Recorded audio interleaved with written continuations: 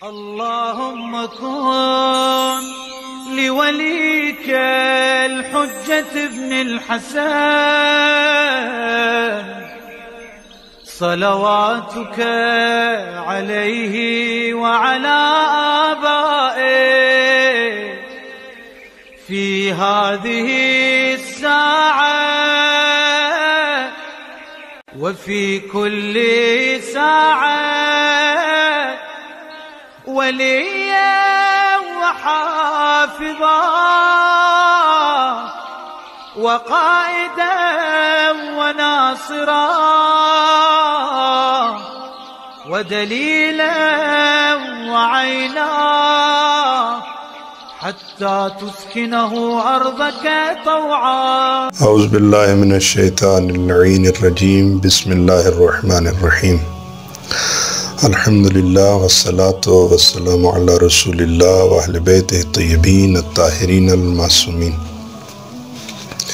سامعین و ناظرین، آپ کی خدمت میں حاضر ہوا ہوں اس سوال کے ساتھ کہ جب 12ویں امام قیام فرمائیں گے، ظہور فرمائیں گے، تو امام کی حکومت کا پایہ تخت امام کس جگہ پہ اپنی حکومت کا مرکز قائم کریں گے یا کس جگہ کو اپنی حکومت کے لیے مرکز قرار دیں گے؟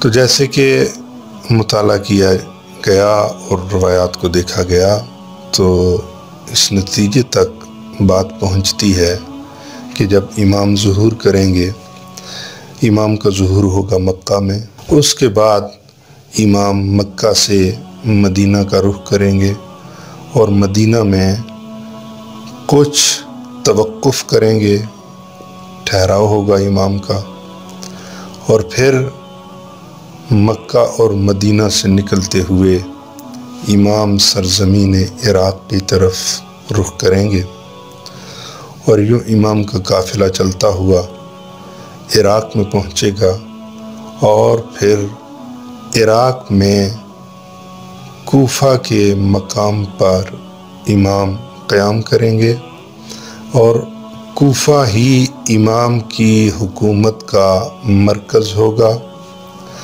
اور پھر روایات میں یہ بھی ملتا ہے کہ مسجد سہلہ جو کوفہ کے نزدیک ایک مقام ہے، مسجد کوفہ کے نزدیک، وہاں سے امام غنائم کو تقسیم کیا کریں گے۔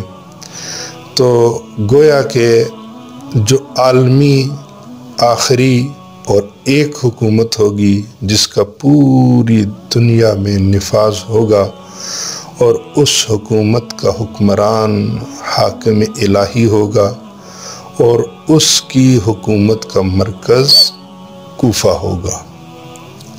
تو پس امام کی اس الہی حکومت کا مرکز کوفہ ہوگا۔